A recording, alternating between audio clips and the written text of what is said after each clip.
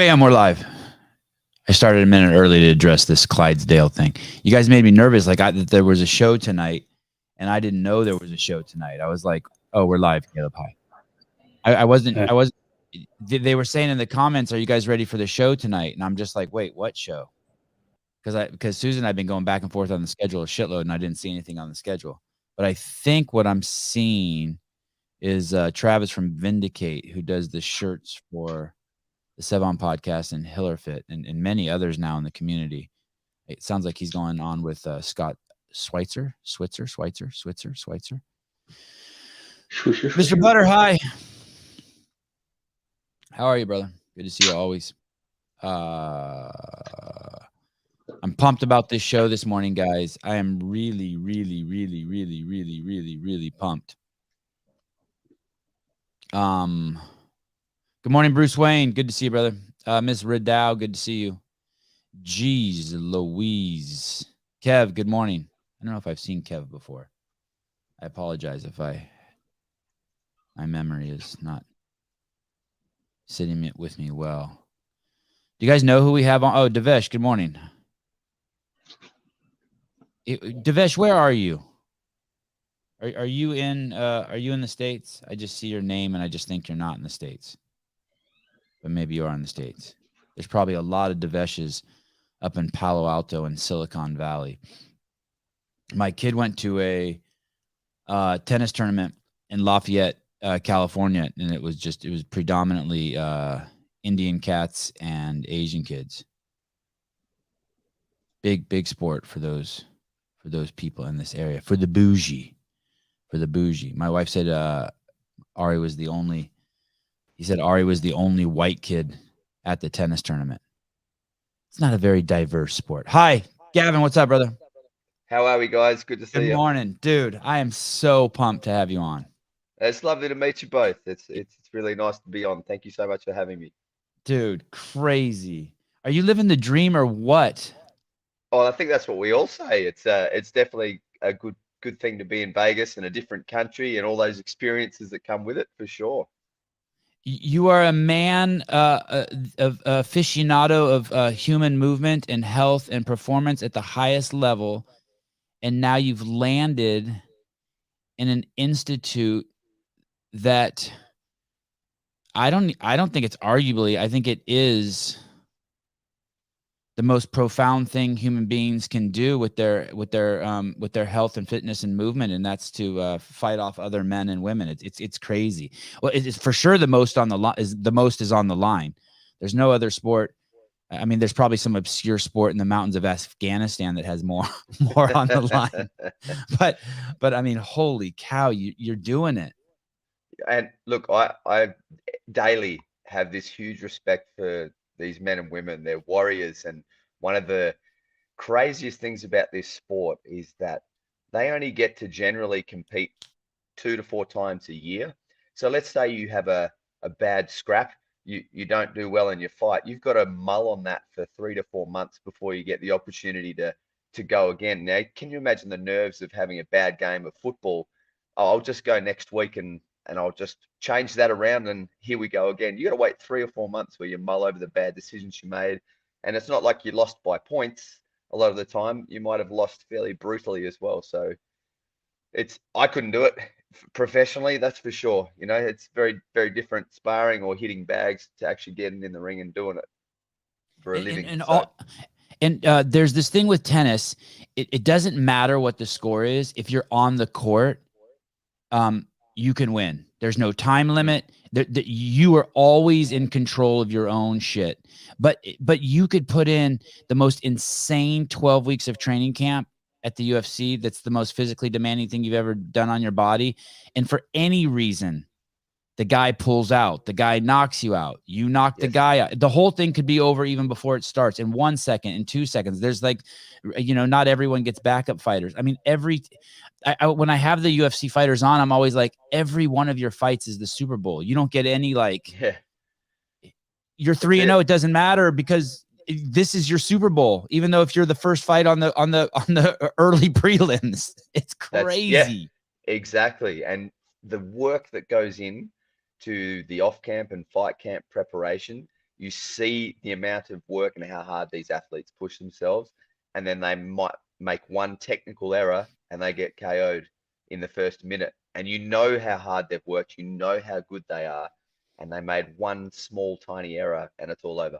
It's yeah. When you see these guys like Hamzat who have these, and there's other guys obviously too, but who have these remarkably quick fights, and that they're ready to just go, they're like, they, you know, in their when Daniel or whoever's interviewing them afterwards says, "Hey, I'm ready to go again, Dana." I always think to myself, coming, you know, from the fitness background, they don't want to waste they've put in so much work. Yes. And is that one of the things you think that's going through their mind? Like, oh shit, I'm not going to be able to stay peaked forever. Quick, get me in next week. Like totally. And they know, they're thinking of all the work that they've just done to get them to there. They almost want to show that off. They want to go 3 rounds or 5 rounds because they know they have that capacity to do so. And it's almost somewhat disappointing that it finished in the first 2 minutes, because I've got so much more to express and to highlight to everyone of like how hard I've worked on this component of my training. So they genuinely mean it when they say they want to get back in there if they've had a quick win. And imagine the adrenaline too. Just let's go. I cannot beat anyone. I want to show you something. We'll start with something very, very light here. Mhm.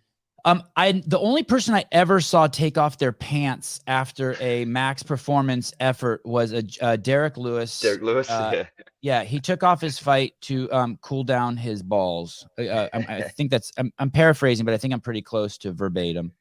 Uh-huh. And the other day, this gentleman, Andrew Hiller, we were commentating the Rogue Invitational. That's a CrossFit event that happened in Austin this past weekend.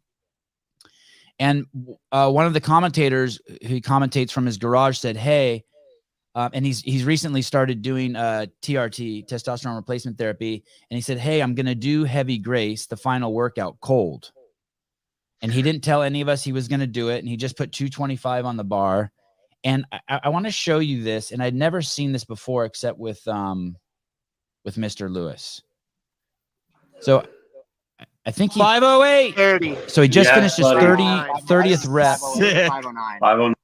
He just finished his 30th rep of taking 225 pounds off the ground into overhead, and he did it in 508. He did the first, I think, 25 reps in 3.5 minutes, and then of course hit a wall.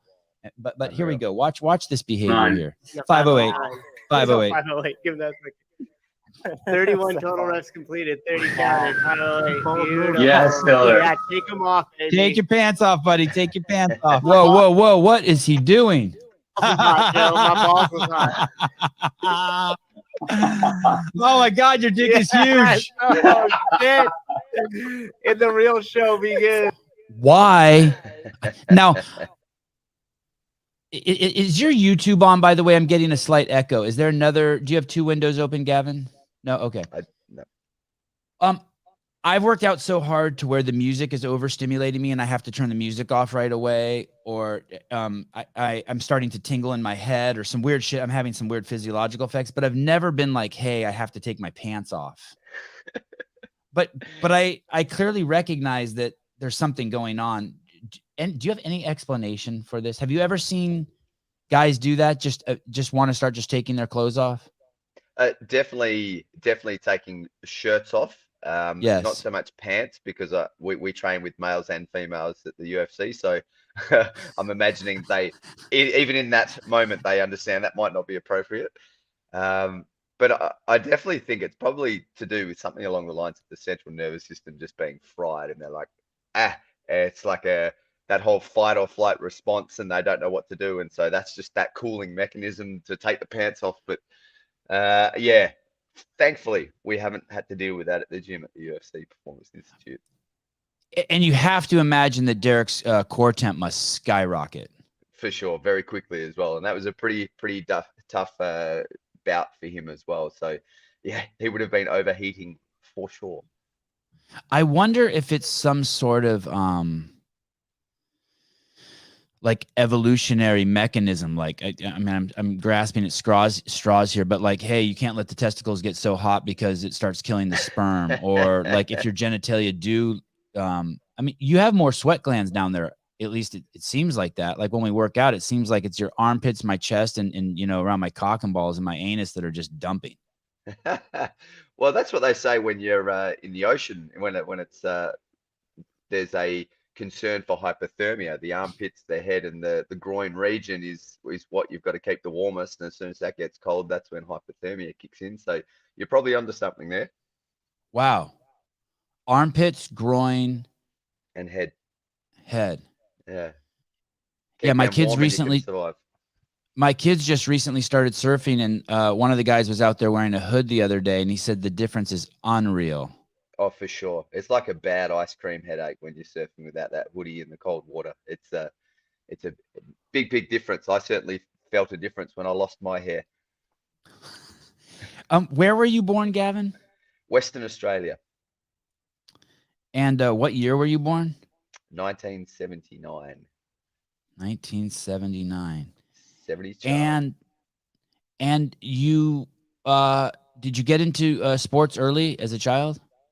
Love sports and still love it to this day. I think I played most things that Australia had to offer. So tended to play on field sports a lot more than martial arts. But throughout that whole time, there was martial arts involved. But I certainly am better prepared mentally for team sports. I like that environment much better than I'm too hard on myself for solo sports. So it's better that I work with teams. It's better for me mentally.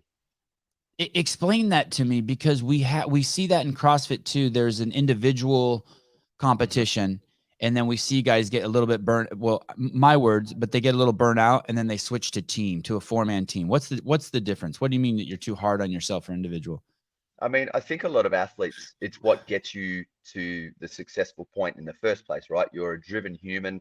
You want perfection a lot of the time as well, which is often unachievable. So we tend to force ourselves to be better and better all the time. Now, that's obviously a great thing to a point. At some point, that's going to start damaging you because of that.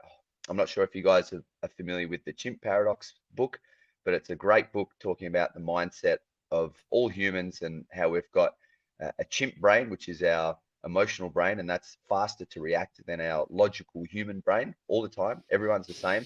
And so we get this chimp yapping away at us, telling us all the bad and negative things about ourselves, almost like a survival in a sense.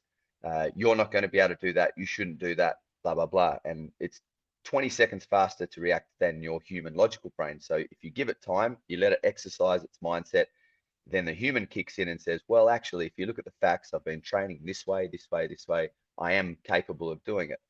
And so that's the challenge of our mindset. That's the one. Perfect. And so I found that to be a really helpful book. And what it also helped me understand was, as athletes, we're driven to be better than we were yesterday. That's fantastic. But at some point, that chimp overtakes our human logical brain.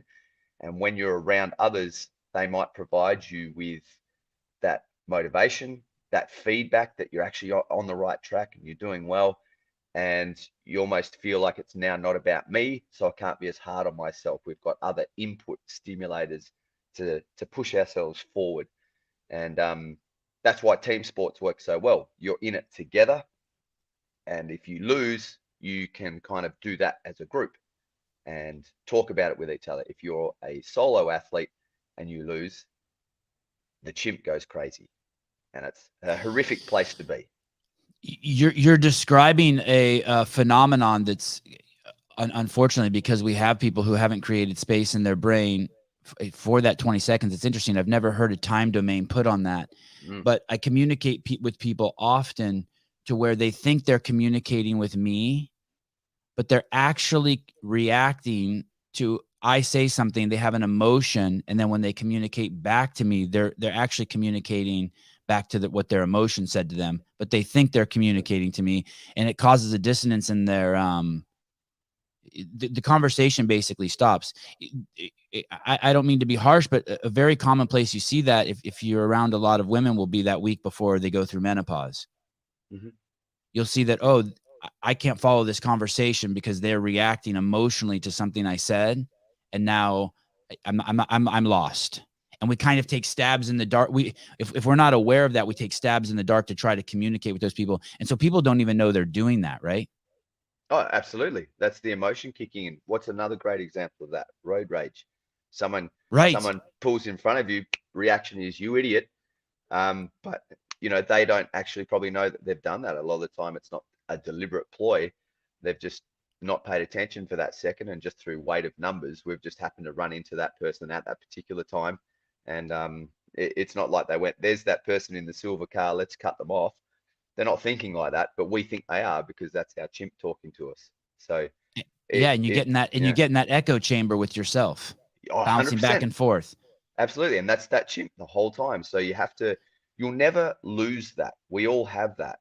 But the challenge, as this book goes into great detail of coming up with, is working out how to manage that. So one of the funnest ways I've found is you've got to give that chimp a name, because we often associate those thoughts in our head as us. It's us talking, but it's not us. It's our emotions. And so mine's called Stephen with a V, and it's close to 7, but it's not. So just want to clear that up. It's Stephen. You can change his name. I wouldn't be offended. And so whenever Stephen starts talking to me, I'll talk to him like it's another person. Now, it sounds a bit crazy, but at the same time, it's disassociating you from your emotions. And therefore, you're actually a bit kinder to yourself, because your human logical brain is not being that asshole, basically. I often will tell people and tell myself, those are not my thoughts. Those are not my emotions, but I am 100% responsible for them still. Mm-hmm. Great way to put it. Yeah. I am responsible for it. So that's not fair. It's irrelevant. Yeah. It is what it is. It's the mechanism that we are as humans. It's a mechanism, but we can manage it. And I think that's really important to know, that we need to disassociate from it, but we also need to be aware that it's still us acting upon it. So we need to make sure we manage what we act upon, basically, and how we act upon it. It's interesting you bring up these speeds. Let me throw this out there and ask you what you think about this part of the brain. So there's this logical part of the brain where I could give you instructions and tell you how to come to my house, right? Mm-hmm. And you could logically think, okay, I turn here, right? And you can remember it. And let's say that's the slowest part of the brain. And then there's the emotional part that can just come up and we don't even see where it comes up from, right? Like you were saying, it comes up. I don't want to be angry when someone cuts me off, but for some reason it just comes out of the well and can take over my being. And that's a really fast one, and you have to be kind of super alert to see that happen, right? Mm-hmm. Hyper focused and sort of what we call space or stillness or a meditative state to witness it. Mm-hmm. What about this other part of the brain? And I don't even know if it is part of the brain, where you learns how to swim, or it learns how to ride a bike, where you can't even teach that part of the brain with words or with emotions. It is so fast, this one. Yes. And it is. Yeah, you're right, Sevan. It's the fastest. Like if you trip, it's the one that catches you from falling, but it's also the one that's so hard to manipulate, as we all remember when we learned how to ride a bike. It's like, dude, I'm telling you to ride this bike. And it's like, bro. Mm-hmm. And if the other two are on, if the emotional one's on, it'll wreak havoc on that one that learns how to move. Or if the talking one's on, I mean, you can't be like, okay, lean right. It's too slow. Mm-hmm. Exactly. The way that this book describes it is, that's our computer. So the computer is actually the first thing to react, because they're learned, whether it's techniques or behaviors. We do that autonomously. Like we do that as an automatic response. We're not even thinking, like you say. The thing with that is, think of a computer, you get viruses in the computer. So he calls them gremlins, and those gremlins can build up over time. So that creates a different psychology in that computer, so that your reaction does actually change based on repeated patterns of poor behavior. So let's look at a perfect scenario. Your computer in a road rage incident, over time knows that no one's trying to do this to you deliberately. So that's how you react. But over time, maybe you grew up in LA and there's a heap of crazy drivers on the road, and over time you're actually like, I'm pretty sure these guys are doing this deliberately to me every morning. Every morning I'm driving to work, this idiot cut me off. That's your emotion that starts putting a gremlin into your computer for you to react that way. And then you've now got to have a conversation with your human logical brain, which is the slowest out of all three, to go, well, actually remember how this happened. And then you've got to go about trying to change that behavior. So they're kind of like autopilots is another term that he uses in the book. Autopilots are the things Yeah, that, I use that too. right? People who are, Yeah. I see people all around me on autopilot. Yeah. In this way, it's like, this is just what we do, right? Now, that could be good or bad. So you're saying it like they're on autopilot. Sometimes it's not the best thing, right? Sometimes it is a good thing, but that's all built into the computer and all things we can manage and change depending on what you want to happen. I call those programs for people who use PCs spyware. And so, and there are behaviors that create that too. So like lying will really bog down your spyware. Every time you lie, it creates a program in the background that dishonesty will create spyware. That's why it's not good to be dishonest. Not because for all the things that people think, and same with stealing. It's not like, who cares if you steal? But the problem is it bogs down your computer. Lying, dishonesty, stealing, these things create spyware that require you to sort of defend a position and inhibit your ability to be present. Yeah, and it, like you say, it becomes a spiral too. If you lie about something, that's going to create another place in your life where you're probably going to have to lie about that too, so that you keep that initial lie truthful. You know what I mean? And then it just, your life becomes all these stories, made up stories instead of the facts. So it's a dangerous game, I imagine, to get into. When you so you're born in Western Australia and you start, do you remember why you got into sports and what your earliest sports were? My dad's fairly sporty as well, so he was always a big not a driving force, he just did it. So, you know, a lot of boys followed their dads through example. And so I just saw him playing sport as a kid and I enjoyed it. And he often became my junior coach. You know, when you're in the local team, he would be the coach, so he'd get involved quite heavily.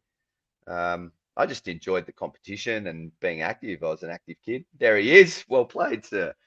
Yeah, so that was about 2 years ago during COVID when I managed to get back to Australia and spent some time with him. So that's in the Masters cricket game. And that was a great moment for me. That was the first time we actually played in a team together instead of him just coaching. So he's about 72 there, still going strong. Awesome. Isn't that fantastic?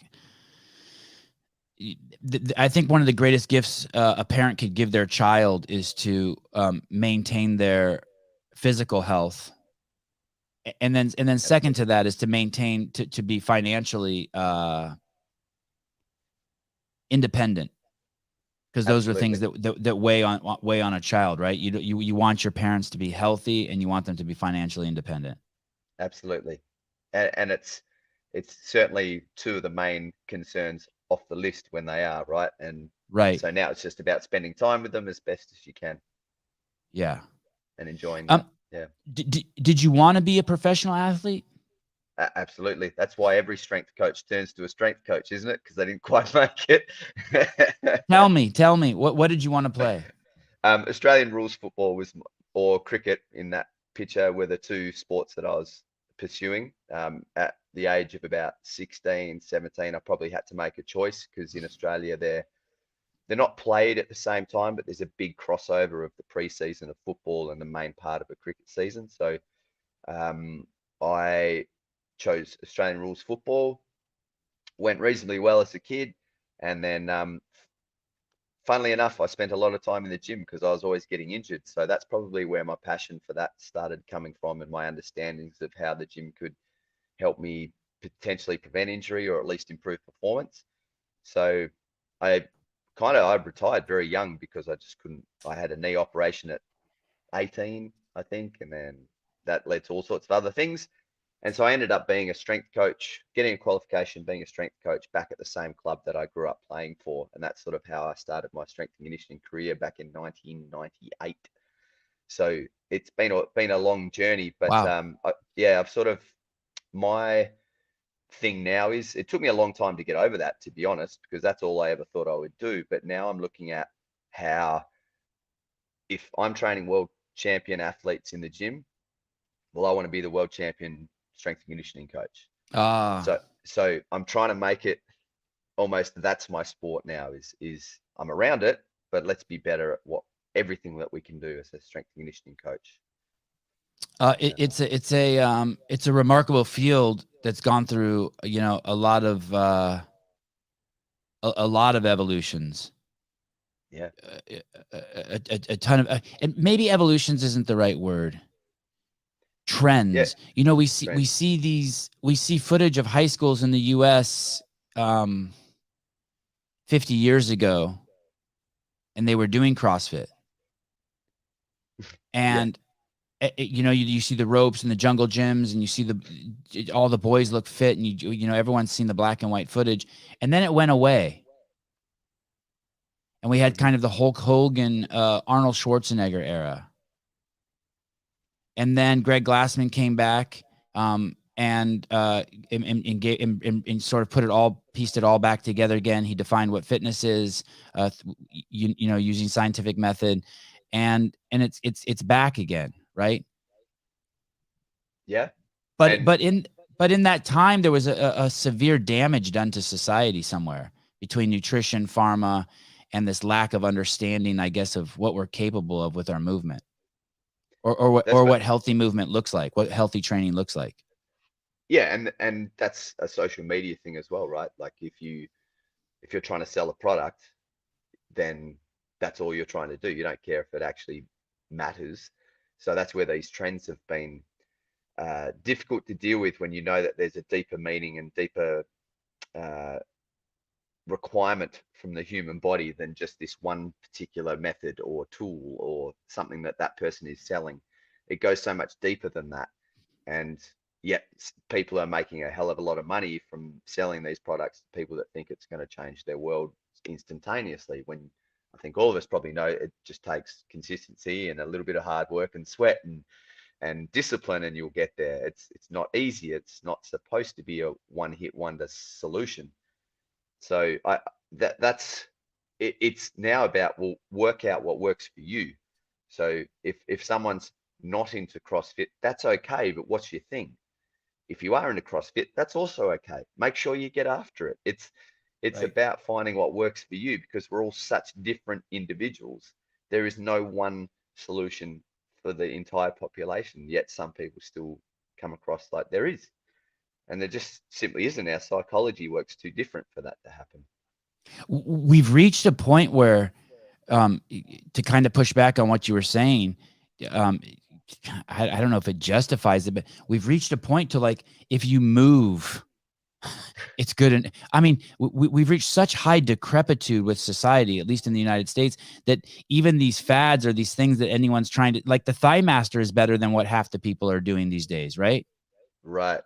I mean, if you at least that those people are moving now. You know, I was talking to someone about this the other day, and you're exactly right. The hard thing for me sometimes is that my life has revolved around working with people trying to get fit through my online business. So I'm helping people train all the time, or I'm at somewhere like the UFC or around athletes. So that's pretty much majority of what I see. But you're exactly right. When you look at the statistics, that's actually far away from the norm. And I'm sure that's quite similar in CrossFit circles as well. People are very community orientated. They're there for each other, and that's what you see. But that's probably not the norm either. It's almost like that's this small percentage of people that are trying to keep themselves healthy and looking at longevity and pushing themselves to be better than they were yesterday. And you surround yourself with that enough, you think that's actually what happens in every household. One of the things that's been really interesting for me as an Australian coming to America is you mentioned the big pharma component, and that's blowing my mind. What was one of the athletes said, mate, we're born medicated here. It's phenomenal. Yeah, it's been a new thing for me. I want to show you something. If I can find it here. This right here. Sorry, Caleb, I didn't send this to you. This blew me away. I'm so touched by this. I'm so touched by this kid, Jake Paul. I'm not a big, I don't do a lot of scrolling on social media. I'm not really up to speed on pop culture. He entered the fight game, and so he popped on my radar. It's kind of the only thing it's the only TV I watch. I watch fighting, you know, I follow the UFC closely. I try to follow boxing, but it's hard enough just following the UFC full time. I want you to check out what he said. This is a young man. I'll play it. Here we go. Pharma companies who basically sell hundreds of billions of dollars worth of medication to people.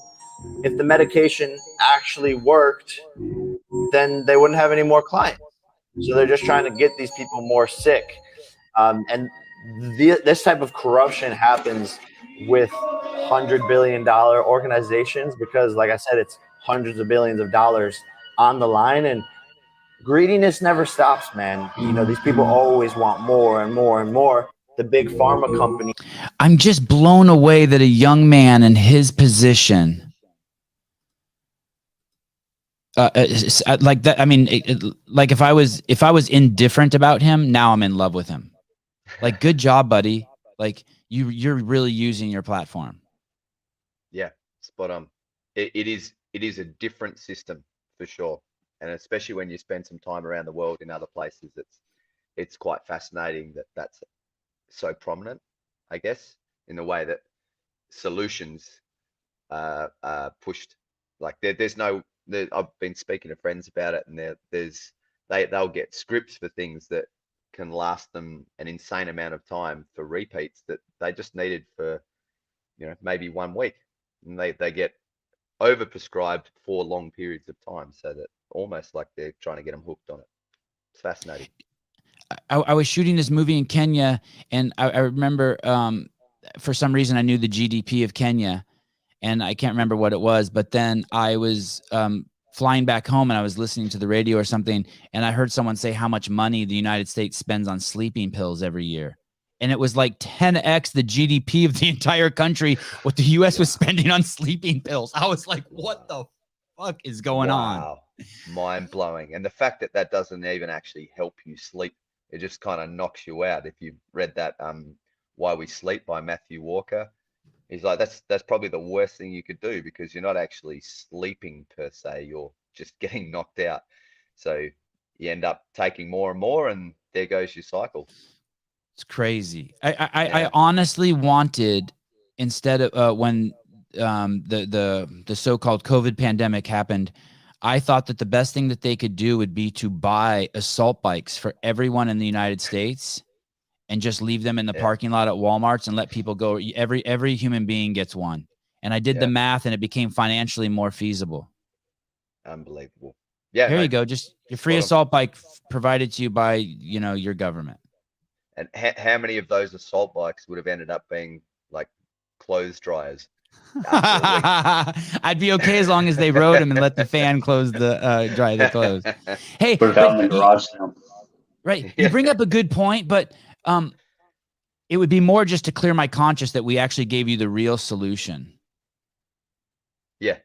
Yeah. Oh, absolutely. I'm definitely on your side with it. I think it's a great idea, and maybe as many people probably that it turns into a clothes dryer, it also potentially changes their life, and they get addicted to exercise, you know? Yeah.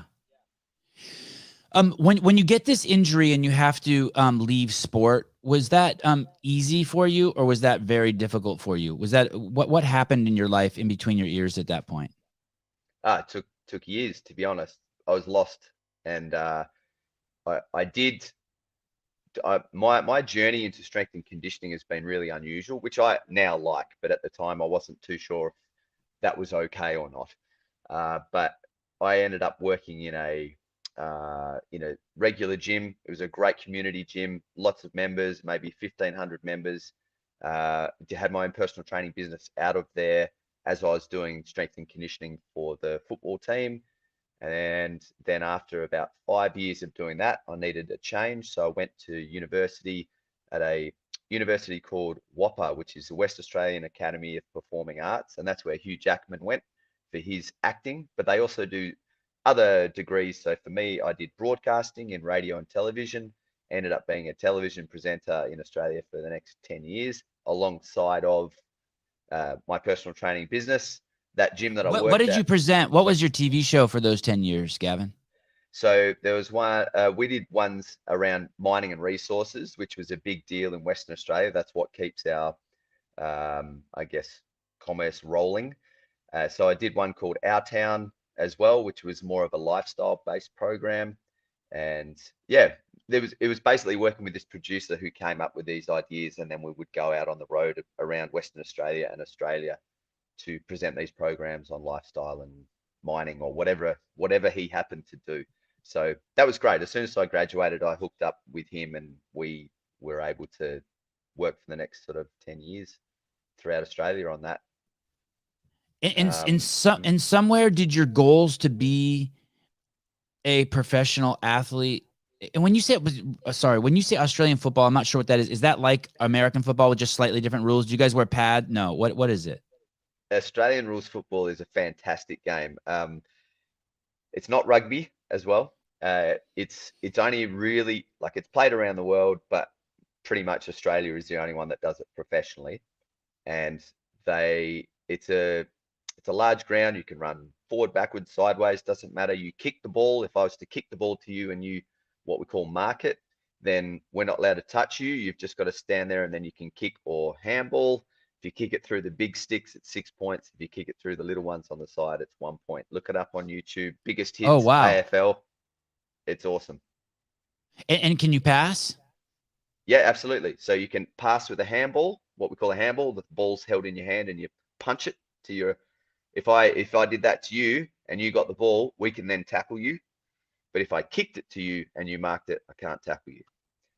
So there's a few different rules with it. Can you throw it overhand? No, you can't throw the ball. Okay. And you have to punch it. You can kick or punch it. They're the two ways that you can move it, but you can move that ball all around different angles. So in NFL how sometimes it's the last play of the game and they throw it backwards, like rugby.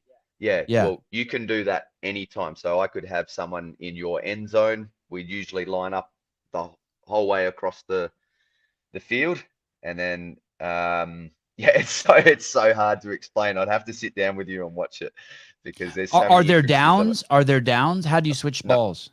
No, you have to get take it it from the opponent. guys. You got to take it from them. Yeah, and Awesome. It's free flowing. So the guys in the midfield will generally run at high speed between, I'll try and think of it in miles, but it's between 13 and 15 kilometers a game. So it's a pretty, maybe, what's that, 9-10 miles a game. So fitness is a premium. You have to be big, but you also have to be able to run your ass off. They're bigger versions of soccer players. Absolutely. Yeah. So there's a lot of contact in the game. So big part of the game is tackling. Big part of the game is running, contests. So if there's a free floating ball, I could run straight into you if the ball's near us and try and hit you off the ball and then pick the ball up and give it to my opponent. So yeah. Are pads stupid? Has the NFL lost? Are pads stupid? Or do they? Honestly? Let's put. This is a conversation that pops up every few months when a bunch of guys get together and they start talking about even the Americans. I think are starting to figure it out that the Australians have it right. Pads actually cause injury, right? Well, when you got a helmet on and coaches tell you to use that helmet to tackle people, yeah, it's probably pretty stupid. Like, if you didn't have that helmet on, would you use your head to tackle someone? Of course you wouldn't. And those really fast parts of the brain that we talked about before won't let you either, right? They're like, you don't have a helmet on, dumbass. You don't start spearing people without a helmet. No, look at rugby for a great example. Rugby have got fantastic tackling techniques. They watch the hips, they see which way the hips move, and then they drive their shoulder into the side of it. And I mean, I was watching a presentation many years ago about rugby league, very similar to rugby union. And the strength coach was saying that every impact, every tackle head on is the equivalent of like a 60-mile-per-hour car crash. And they do multiple ones of that. Now let's put a helmet on and do the same thing and use your head to tackle. Like, it's Hey, it's the sport, right? It is the sport, but I think You're that basically giving people a hammer out there. You might as well just, hey, Yeah. do you want a helmet or a hammer? Yeah, pretty You much. get to choose. Pretty much.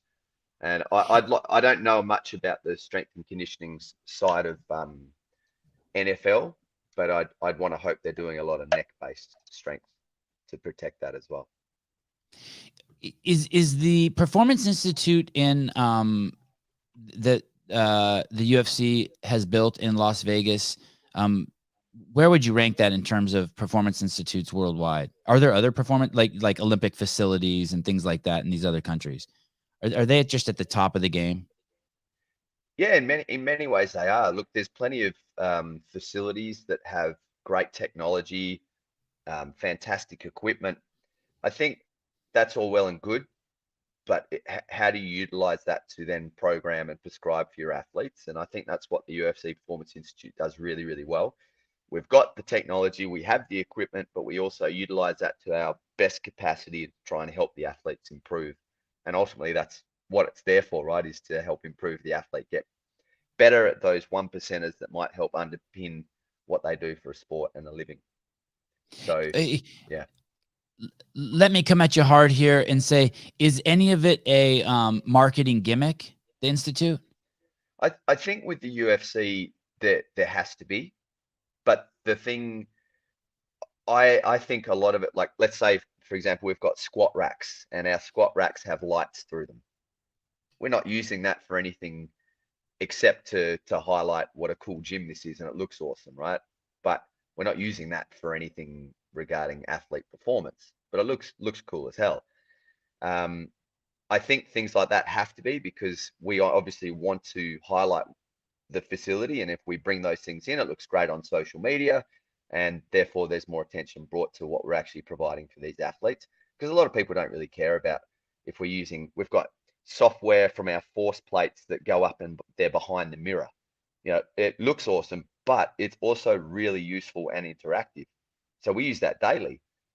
So in that case it's good, but not everyone cares about that. But if it looks pretty and they don't understand strength and conditioning, then that's a great sell.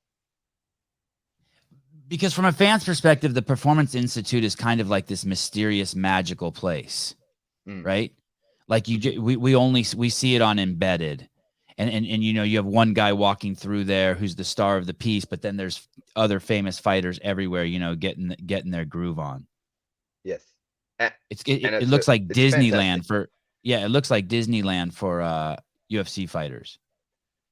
And I think it is, to be honest. That's not a sell. Like, it really is a fantastic place, and we utilize the things that we have in there to their optimum. And ultimately, if you bring it back and you strip all of the fanfare back, we are there to help improve and accelerate the evolution of mixed martial arts, particularly in what we term non-technical training. So non-technical training, anything that relates to making the athlete better that's not their sport. That's why we're there. And I think we do a damn good job of it. And I think we use the technology and the equipment that we have in this facility to its optimum to try and drive this sport forward. And so basically that isn't bullshit. That's what we do, and we do it well every day. And I think that's really exciting, because MMA obviously is a very young sport. Maybe this year, I think the UFC is going to have its 30th year anniversary. So it's only been around for 30 years. Now, when you compare that to things like football, NFL football, soccer, cricket, all these sports that have been around for a long, long time, got a lot of research on them. MMA, we're literally been open for 5 years at the Performance Institute. Crazy. Right? And that's all the data, the actual scientific data that we have is 5 years of time. And compare that to every other sport, we're new. We're real new. And it sounds like I've never heard a single athlete say anything but positive stuff about, even the angriest athletes who complain about everything. They still throw mass accolades at the Performance Institute. Have you guys outgrown that? What's it like there? Does it get crowded there? I mean, I think we've had Aljamain on the show a handful of times, and he basically lives there, right? I get the impression he spends a lot of time there. Yeah, Aljo's there. He utilizes the services, especially when he's in town, because obviously I think his other home's back sort of near New York. And so his other home is around Vegas. So we get to see Aljo a lot, and he uses the services. And the thing with someone like, well, maybe I won't use Aljo as an example, but he does use a lot of our services. But say an athlete comes in, they can hand pick what they want to use.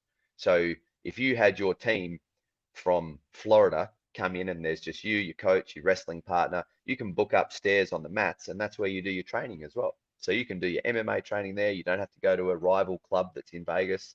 You can spend time with your people, and then maybe you come downstairs, book in a strength and conditioning session. The afternoon, you use the recovery services, and then book in with the PT staff. How's your weight cut going? Make sure you check in with the nutrition staff, and they'll help you guide you through your weight cut with all the meals provided for you as well. Because if you're a UFC rostered fighter, all of that is free. It's unbelievable. Yeah, it sounds unbelievable. So do you still take on individual clients? Do you still have the Gavin Pratt individual programming? Can people still contact you and get individual programming from you?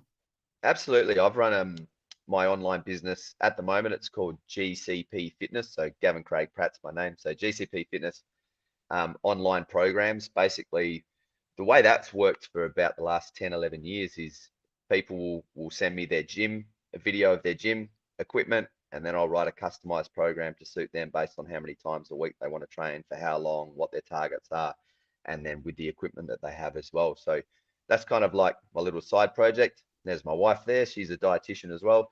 So it's kind of like all encompassing. It's about to get a renovation because I haven't looked at updating this website for about 8 years. I've been too busy to do so, but now's the time, I think, boys. I've got to step it up a little bit. But yeah, that's basically my side project as well. Are you when you are the director of strength and conditioning for the UFC? God, that's so cool. So cool. Yeah. It's so Yeah. cool, dude.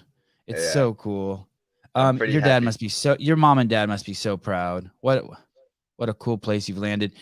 Do you still do hands-on, or are you stuck in an office shuffling papers around and dealing with people fighting and not getting along, and or do you actually still get to train athletes? No, very, very busy. Train every day. Yeah. So this is actually the video that's up now. That's at the UFC in Shanghai.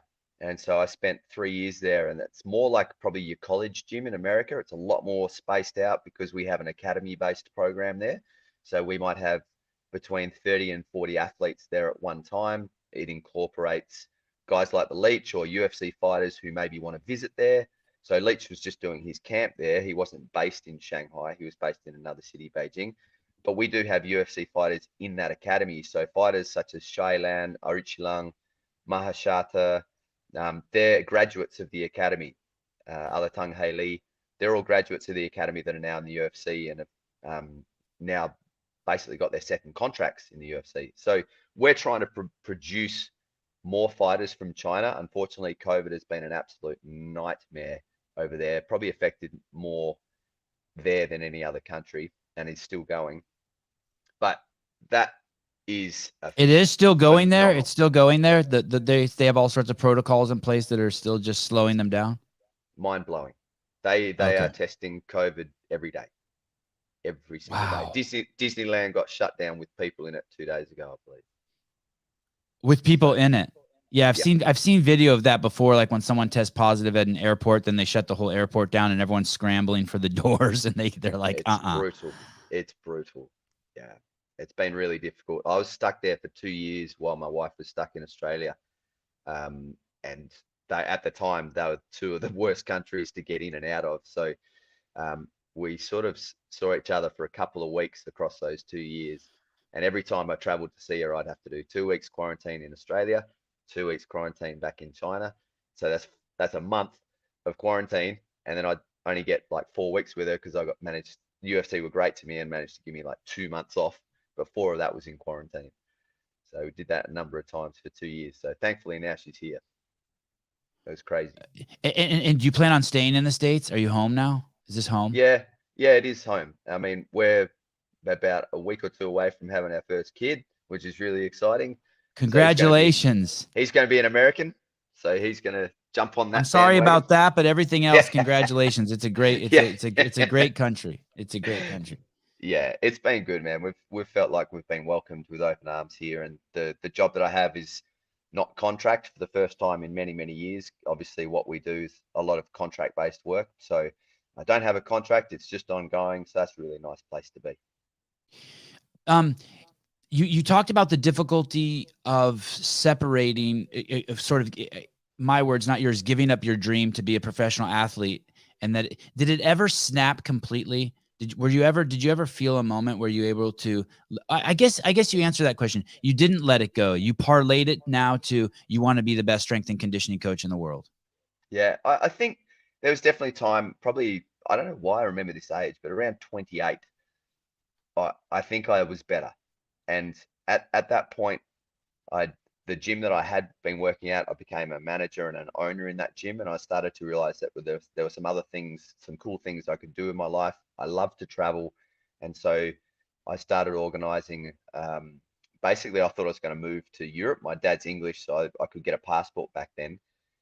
And so with a mate, I went to London, bought a caravan, and then just lived in the caravan for 4.5 months and surfed around Europe out of a caravan. I think I did a lot of soul searching then and realized that actually this is pretty cool.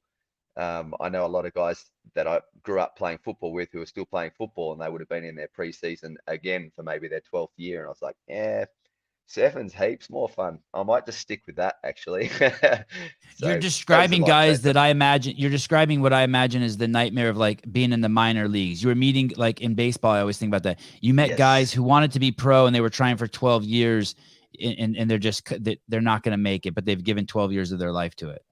Yeah, exactly, mate. And then I was able to do, like, the picture up there is from the TV show that we were doing. So pretty much was a dream right in that point. I'm about to go surfing and I'm presenting on a TV show. I'm like, this is pretty cool, actually. I don't think I would have managed to get these opportunities being a subpar elite athlete. You know what I mean? I would have been in the minors for so long. No one's going to put me in front of a camera. So it was kind of cool to be able to know that I could take whatever direction I wanted in my life at that point, and I wasn't hamstrung by pre-seasons and in-seasons and minimal travel restrictions because of media looking at my every move because no one cared.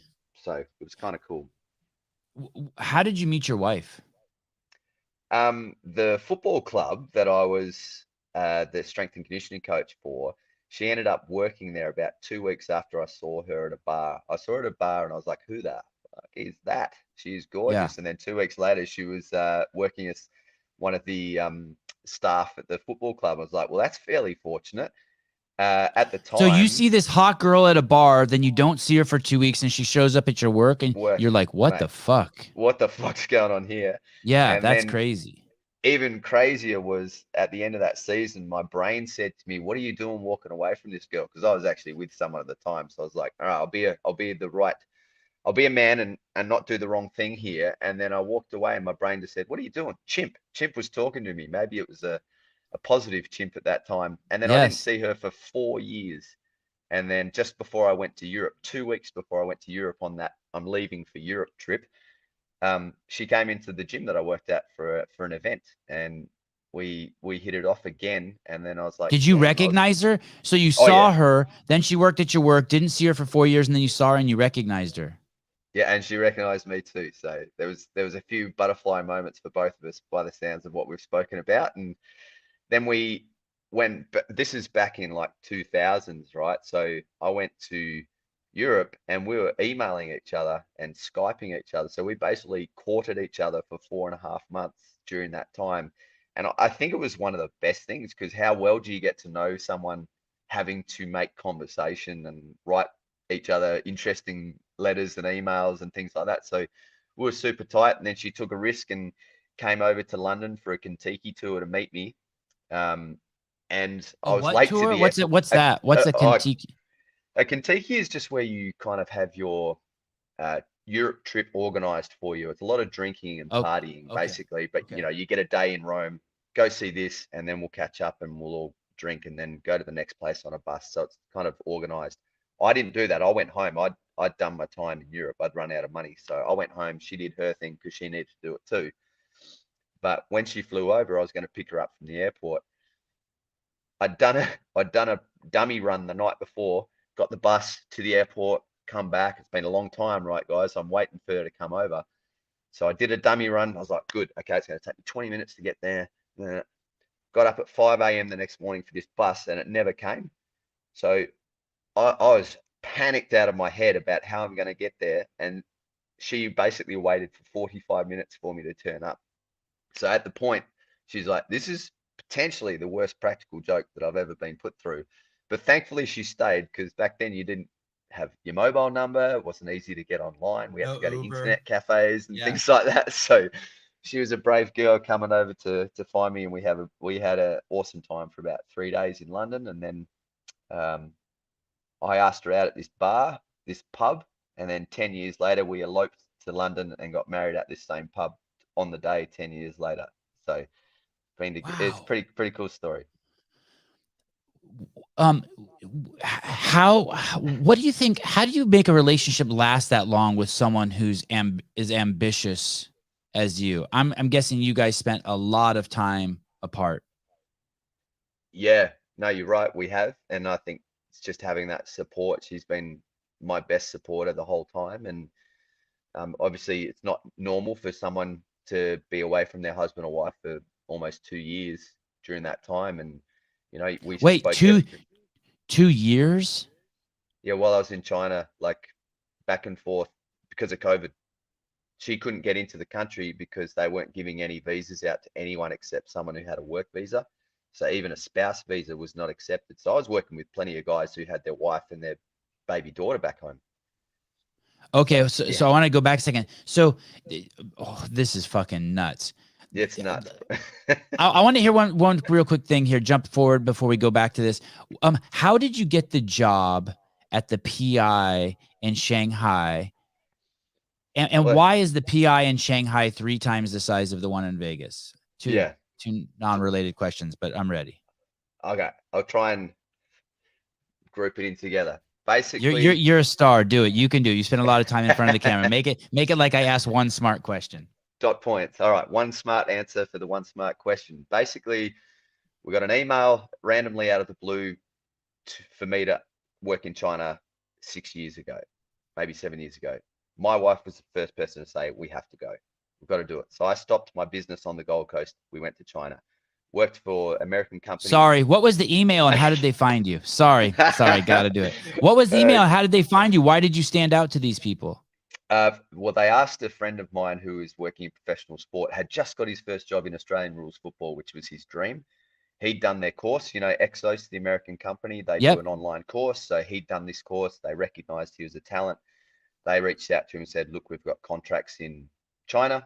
Would you like to work for us? And he said, no, I've just got a job with AFL, Australian rules football, professionally, but I know a guy. And so I didn't even go for this job. I just got an email saying, would you like to move to China, work for Exos, working with Shanghai Olympic athletes? I said, yes. So we spent 3 years there working with that contract. It was a great time, great city. Then when that contract ran out, because we worked for the National Games are the largest sporting competition outside of the Olympics. It's got all provinces of China competing against each other. Really big deal every 4 years. So we got that competition done. Now I needed a job. The next competition was the Olympics, and China wanted to start developing Olympic-based surfing. So I worked for the surfing team trying to improve that. Now this surfing team was based on a river wave in a place called Hangzhou. So it's called the Silver Dragon event, and that would have been our home break, so to speak. So we'd tried to discover waves on the islands around China, found some amazing waves, and then funding fell through at the same time that the UFC Performance Institute was getting built. So I went for that job because the surfing didn't look like it was going to work out. Got the job at the UFC Performance Institute. That place is 3 times as big as the Vegas one because of the academy program. We need more staff, more athletes, more space. And the idea was that was also going to be a place to develop UFC's presence in China. So they were going to have fights in-house. We had a spot where you could drop the cage down with the light showing on it, and a full fanfare, like steps that would look down on this octagon. And the whole point was to drop it in there and have fights from people around the world come in to the actual facility and have competitions there. COVID fucked it up, but it's all still there, and we're waiting for it to all kick off again. How did I go? Fucking 10. You killed it. That was an ass question. You killed it. You made me seem brilliant. So you were there from the ground up of the Yes. building of the PI in China. Yes. I saw it when it was gutted and just getting developed, like with nothing in it. In fact, the first 3 months there, I could look out of our office inside at the gym as it's getting built. So fresh. And I guess your reputation, you must have had an amazing reputation, but what about your self-confidence? Like, how did you not second guess yourself as you go through? I mean, you're in China with the second largest organized, outside of the Olympics, like you said. You had done the surfing thing, and then it got parlayed to Olympics, and then it got surfing, and then it got parlayed to UFC. The whole time, are you ever questioning yourself, like, am I capable of all this? Yeah, Of course. And I think it's like anything. If you're going into a competition of any sort, you're always going to guess yourself. Your chimp's always going to be chattering at you, but the human side's got to go back to, well, think of all the experiences that I've had and the things that I have done right, the people I've helped, the ways I've done that, the lessons I've learned. And you've got to fall back on those things and have that logical conversation with yourself. And don't worry, there's definitely days where I'm like, what the hell am I doing? I'm such an imposter. But I almost feel like some days it's better to feel that way than to be overconfident. And maybe that's I agree. Something, in Australia, we have the tall poppy syndrome. I'm not sure if you guys heard of that. Yeah. So Very familiar with it. They got it. They're beating you in Canada. And in the countries in northern Europe. Man, what a mess that is. Yeah.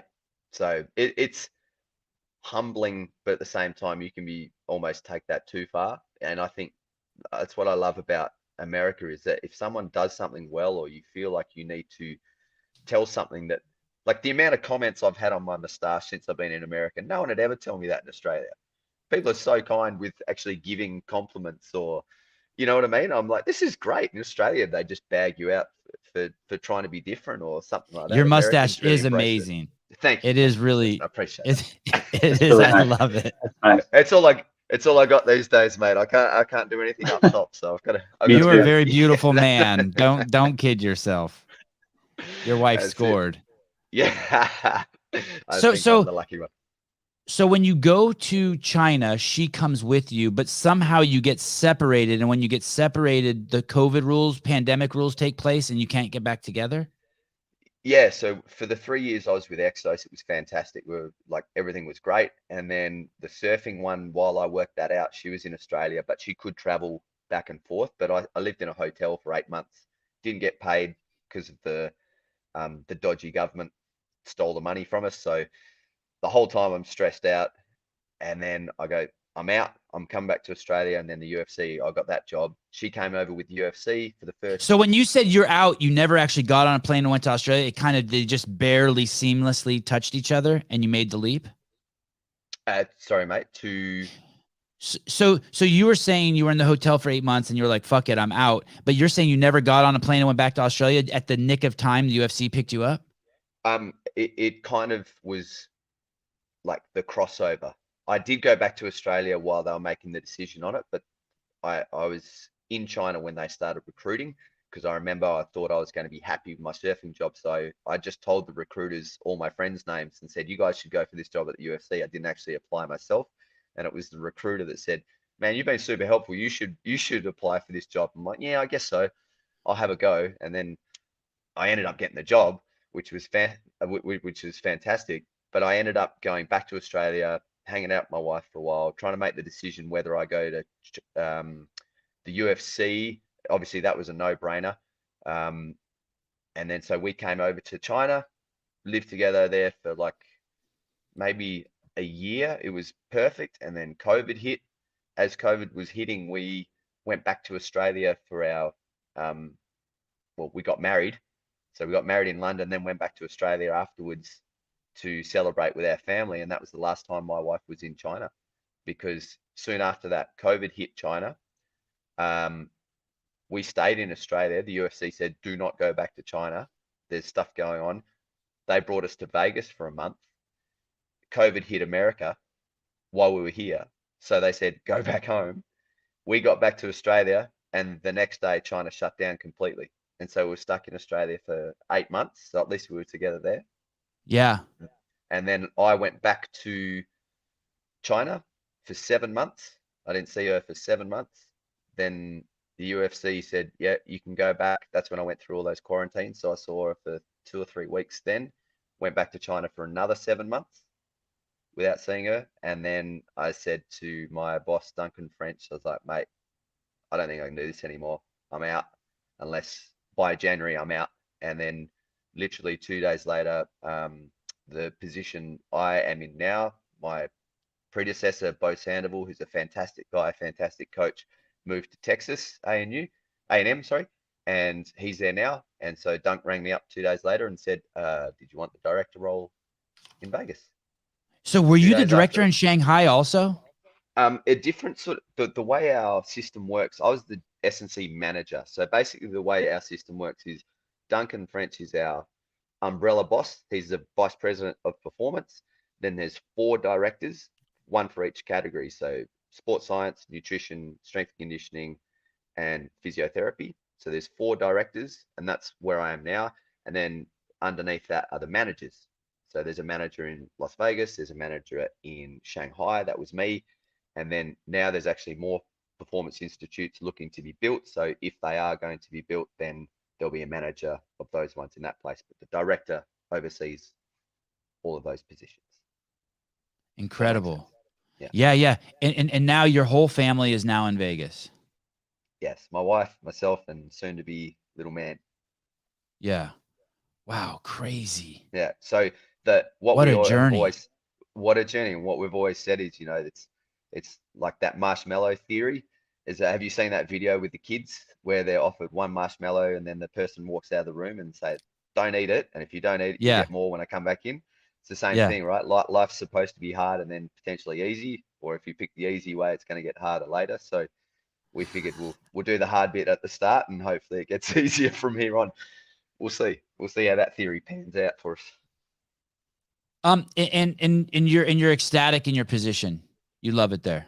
I love it. It's a great challenge. We can be creative, which, as we were saying before, a lot of sports have got history and it's hard to change history because we've always done it this way kind of vibe. But we haven't always done it this way in strength and conditioning and mixed martial arts. In fact, we haven't really done it a way. So let's find out what that could potentially be, and we can discover that with the technology that we have and with the sports science that we use. We can actually find out for real. So it's not bro science works to a point, right? Because that's where great ideas come from, but we then need to prove those things. So that's hopefully what we're going to be trying to do, use our creative thought and ideas and then back it up with science. And then now we have a really great systematic approach to MMA. You said in another podcast that there is very limited literature on training combat athletes, and that makes sense. I mean, there's a lot of technical literature out there, right? And a lot of coaches that teach the technique, but as far as the strength and conditioning, it's very limited. Yeah, and I mean, it dies with the teacher. Yeah, exactly. And there's stuff out there, but when you compare the amount of, like, if you're looking at soccer research papers on soccer performance, there's hundreds of thousands. Right. And so when you compare the numbers of scientific backed research evidence literature on mixed martial arts, no, there isn't a great deal when you compare it to other sports. And one of the cool things we've managed to put together is the UFC PI journal, which is free online. We've done volume 1 and volume 2 now, and volume 2 takes the athlete and or the coach straight from like first day of training all the way through to fight day, and every component of that: sports science, nutrition, S&C, physical therapy, what are the most injuries, how do we get around them, concussion protocols, everything. So if you're a strength coach or a nutritionist or a physical therapist that's involved in MMA or wants to become involved in MMA, bang, hit that link, download it now, and it's free, and it's about a 530-page booklet. Wow. Yeah. How often are you guys putting those out? Probably every 2 or 3 years, because we need to. I hope that link works too, by the way. It's been a bit dodgy lately. We're probably 2 or 3 years, because we need to collate a lot of information on the tests that we do. So let's say we do a counter movement jump test. That's going to change from year to year as we get more athletes and different types of athletes on. So we want to give you specific targets for your weight class and gender as to what would be considered elite in your sport. So if you're going to do a counter movement jump of 50 centimeters, you might be considered world class in bantamweight. Well, if you're training a person out of your gym at home or in your local area, and you happen to have a jump mat or a force plate or something you can get your hands on, you can actually compare your athlete you're working with to the UFC roster and find out what you might need to work on as an S&C coach. I love it that it's free. That always works out better for everyone. For sure. It's in best the long practice run too. Like, yeah. we want to share. Like, one of the things I always say is, it's not like we're a team. It's not like we're the Denver Broncos and we can't give the information out to the public because the Seattle Seahawks might see it and use some of our tricks, right? We're the UFC. We don't have an immediate competition. The UFC is the competition. So we just want better craft from our athletes, and we're trying to help them be the best version of themselves so that we continue to have the best UFC or MMA league in the world.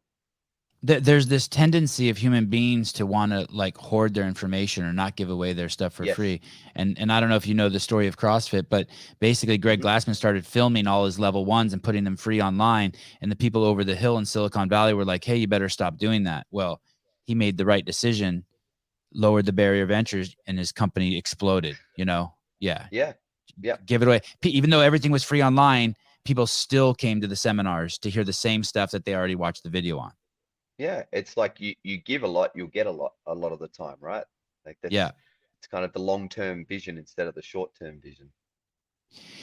In one of the podcasts I watched you do, you mentioned something, and I'm not sure if I heard it right, but I'd love to hear you talk about it, about explosive. Well, a couple of fascinating things I didn't know, that speed wanes significantly quicker than strength. I'd be curious if you could talk about that, and also tell me where stamina fits in there, sort of people's ability to maintain their metabolic capacity, their endurance. And then also you said something about explosive movements being important for people who are older, I think, in regards to maintaining balance. And I was like, holy shit, I need to ask him about that. Yeah. Okay. Because there's a lot of debate in CrossFit that CrossFitters shouldn't be doing snatches. And of course, we all think it's fucking idiocy. Like just lower the weight or just use a PVC, but everyone should be warming up and participating in explosive movements. Yeah, I think just on that last point, I think like we spoke about with different tools and methods, like I think Olympic lifting is fantastic. And it's just whether you've got the capacity to do that. And like you said, it's what entry point are you coming into that lift? That's just coaching though. That's just good coaching. That's not the system. That's the individual one-on-one. Like, the coach should be able to understand, like, hey, maybe this person can't even put their arm over their head. Why would you get them snatching? It's like, let's work on that first and then we'll get them to that point. Or maybe it's a high pull. And it's like, they can manage that. They just don't need to go overhead, but the action is still explosive. Let's get them doing that. They can do that component of that lift. That's just good coaching, right? It's not the system that's broken. But I just on the elderly, a lot of the time, they're the muscle fibers that atrophy first. So our type 2 muscle fibers, type 2X particularly, are the ones that will atrophy with age. And so that's actually more, there's been research done by Edith Cowan University to highlight that actually Olympic-based lifting or power-based movements steadily progressed into a program are really beneficial to prevent falls, because that's what happens when an old elderly person falls, is they've lost that capacity to react with speed because they don't have that muscle fiber type anymore. It's atrophy. So let's maintain that. It's not like they're going to, a lot of the time when you do endurance-based cardiovascular training, you will sort of lose those type 2X fibers. It's like a interference effect with that. So it's not like they're going to be doing 21K runs or long distance runs at that age. So it's actually probably better that they just do a like power-based training to ensure that those muscle fibers hang in there and they don't atrophy too fast. So that's the first one. I'm trying to remember yes. Oh. So decay rates. Sorry, Sevan. Yep. Yep. So the decay rates is what you're speaking of. The speed dissipates faster than strength. So this is done by a researcher called Ishirin. I think he's got a paper out in like 2018. I'm not very good with remembering those things, but it was just talking about the decay rates of your physiology. So strength, you can pretty much not train strength for around 30 days, give or take, and you'll still manage to maintain that physiological expression of strength. You'll still stay strong. Speed, though, is anywhere from 3 to 5 days, give or take. So if you don't train speed specifically, then it'll dissipate or decay a lot faster than strength would. So if we're thinking of a fighter that's coming into fight camp, we could probably in the last 3 to 4 weeks of their camp not work on maximal strength anymore, but focus more towards the power speed end of the force velocity curve. And that means that they're going to maintain that output and that expression for the fight. They're also going to maintain their strength for the fight. The other thing is that if you're thinking of strength endurance, that's a really good point and something we're digging into a lot at the moment, because that's huge for our sport. If you think of them getting into a grappling exchange, and this is often something they've told us, they go for get into a grappling exchange for a minute or two, then they pop out of it, and then they need to start striking, and those arms are really heavy and fatigued. So when we look at our energy system testing on the assault bike, we do 3 tests. We do VO2 max test. Our sports scientist, Roman Fomin, is a genius. And Roman Fomin? Russian Roman Fomin. He's our crazy Russian scientist. He's a genius with energy system work. So he does VO2 max test, a maximal glycolytic power test, and then a maximal alactic power test. So he's looking at our 3 energy systems, all on the assault bike, also with gas analysis.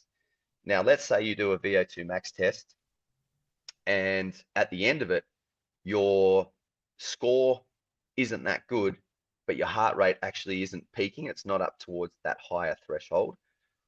Why would that be? It's because your peripheral or your muscular system has let you down. It's gassed out first. So we're now not looking at a central adaptation or a cardiorespiratory issue. We're looking at a muscular's issue to be able to buffer that hydrogen, turn it into energy again, and keep going and going. So when we prescribe exercises in the gym for their energy system development, we might look at more peripheral adaptations versus central adaptations, because that's what that particular fighter needs. What a fascinating distinction. What a knucklehead that I didn't think of that before. Someone may have the metabolic capacity to go for 10 minutes as hard as they can, but they only have the muscular capacity to go 20 seconds. And so you have this, you have this discrepancy. Yeah. Yeah. So you got someone that could run really well, but maybe they fall behind on the lifting component of the WOD. Well, maybe that person needs to work more on the peripheral adaptations that they have. So the muscular adaptations within that section of the WOD, that's where they need to focus on, that strength endurance component.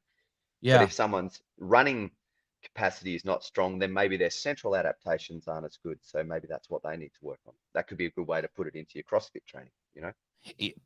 Even in this most recent event, we saw people racing to do the 30 clean and jerks with 225, and no one gassed out. What happened to all of them was they had no problem mentally grabbing the bar and bringing it to their shoulders, but at some point the weak link stopped working and people started failing the shoulder to overhead. But you could tell they had the gas and they had the strength for the first piece of the movement, the explosiveness, but it was that other piece that they had to wait for it to, like the video game, to get its energy back up. Yeah, absolutely. And I mean, we're obviously very, we're obviously very good at particular movements. Like maybe the pulling, you're going to be able to utilize your legs far more than your overhead press. Obviously, your overhead press, you're going to be doing a dip and drive. So we're using a component of your legs. But think of like a deadlift versus a squat jump or something like that. You're right. Just accessing more of your body during particular phases of movements. And so that's why the clean and jerk is such a difficult one, even in Olympic sports. It's like, well, the overhead bit's where most people fail, generally speaking, right? Right. There was a fascinating thing you said. I wonder if I wrote it down. Why am I not seeing it in my notes? I'm gonna have to. Oh no, here it is. I just love this. 77% of fights are won during 6 to 36 second high intensity output somewhere in the 5-round fight. Mm-hmm. For those of us who don't follow fighting, can you explain to us? Can you draw a picture for us? What is that like? Give us an example of what that looks like. So if you think of a combination of punches and kicks or punches into takedowns, generally speaking, that epoch or that amount of time is going to be between 6 and 36 seconds from the start of it to actually submitting the guy or to knocking the guy out. It's going to be on average between 6 and 36 seconds. And that high intensity output is obviously you're trying to knock them out. You're trying to submit them. So you're going at a higher pace. So 77% of fights are won in that time frame. So what happens from our mindset as a strength and conditioning coach is, well, wouldn't you want to try and repeat that over the course of 3 or 5-minute rounds as much as possible? Do you have the capacity to repeat those 6 to 36 second high intensity epochs for 5-minute rounds? If you don't, then you're lessening your chances of winning, because 77%, that's a fairly large number. We want to try and get as much of that as we can. So that was all in the first journal as well, which is obviously free. And it looked at ways that people won versus, KOs and TKOs versus submissions, what type of submissions, all of that's broken down. And it's really great information for any budding S&C coaches to look at and reverse engineer your sport to program effectively for your athlete. So if you could do that once during the fight, you have a very narrow window of winning. But if you could do it twice around, do it, recover, do it again. All your chances of winning go through the ceiling, and that's what we're trying to do. We're trying to maximize the opportunity for these athletes to win. At the very start, we spoke about how hard they work, and then potentially they make one mistake and it's all over in the first minute. Well, obviously we want to think of the other end of that spectrum, and that is what gives them the most opportunity to win. From my perspective, I don't teach them how to box. I don't teach them how to grapple. That's not my job. My job is to teach them how to sustain that skill set for the amount of time that fight is on as best as they can. I've said to athletes before, I want you to trust how fit and strong you are so that you can go out and express who you are as a person in the fight game. If you want to go out there and tear someone's head off consistently for 3-5-minute rounds, I want you to know that you can go and do that. Because if you don't, you won't trust the process, and then you won't fight the way that you fight. And then you'll beat up on yourself because you're like, I should have done this and I should have done that. I don't want that for you. I want you to go out there and express everything the best that you can. So what is the worst thing that can happen? Yeah, the worst thing I can imagine happening in life is being in a fight and running out of oxygen. And that's what they're scared of. You're spot on, Sevan. That's exactly what they say. They're so scared of gassing out. There's like nothing like it. And so for me, the energy system perspective of our prescriptions is probably a little bit more important than their strength and power in some ways, because that fear of gassing out, if they know that that's not going to happen to them, look out. They're going to be able to put on the best show possible, and that's all we want from them. Even if they lose, a lot of the fighters, they're disappointed, but if they had a great showing or a fight of the night, they're kind of like, it's a good scrap. That was fun. I was able to showcase my skills as best as possible. I've interviewed fighters who said that they can see punches coming, but they literally can't tell themselves to put their hands up.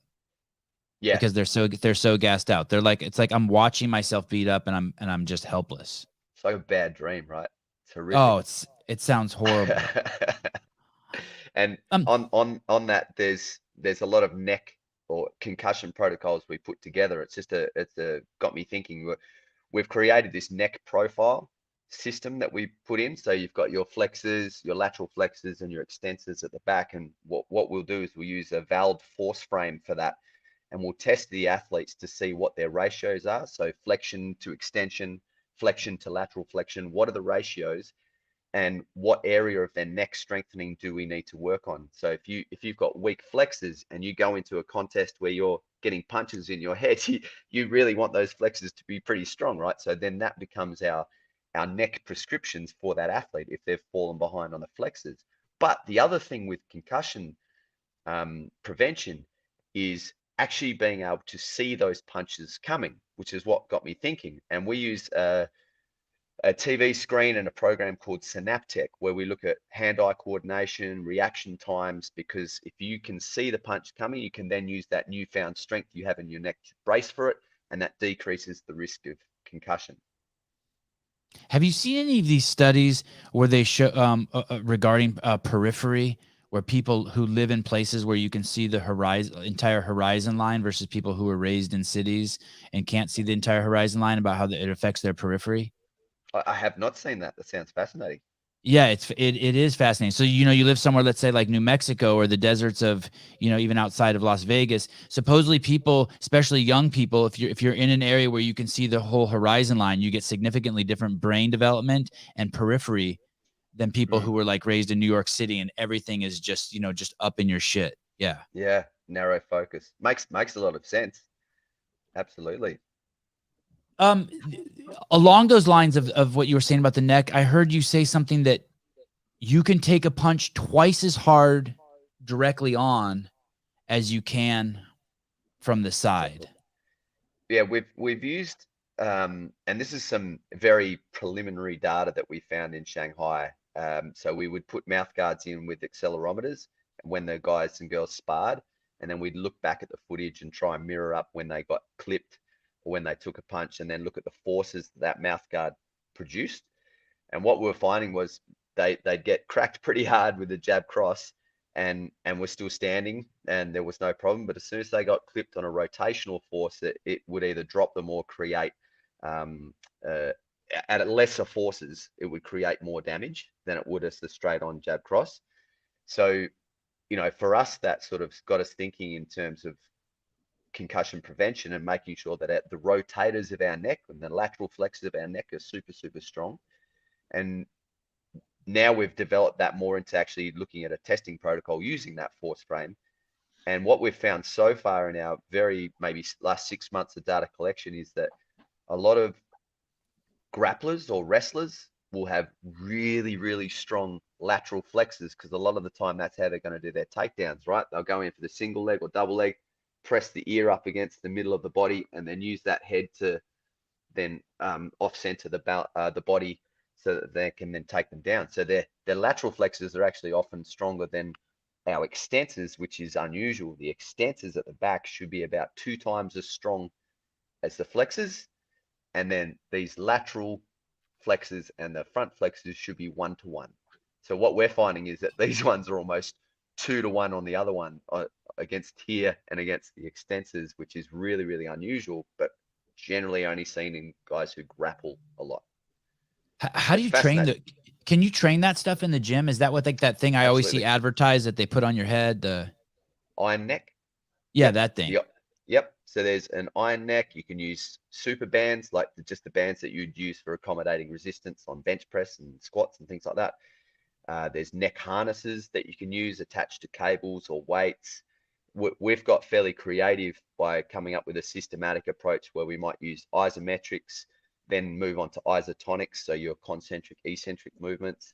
Then we'll use a term called oscillation drift, which is where you drift into a movement and the muscle will contract and then relax, but it's kind of like a slow version of that. And then we'll move on to just straight up oscillation dynamic, which is where the muscles are just firing on and off. And you can imagine that's more like a fight where you might go into that contest and you've got to brace your neck and then relax it, otherwise you'll burn up oxygen.